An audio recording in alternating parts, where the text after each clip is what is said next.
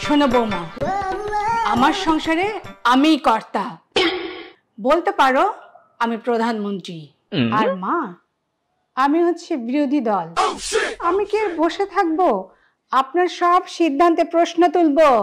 আমার ছেলেকে আমি বাজেট দিলাম, বাজারে আজকে যত মাংস আছে সে সব কিনে নিয়ে আসবে। বাজেট না, আপনি ঘুষ দিলেন, কারণ মাংস বাসায় আসলে আপনিই বেশি খাবেন। শোনো বৌমা, এই সংসারে আইন আমি বানাই, এটা ভুলে যাবা না।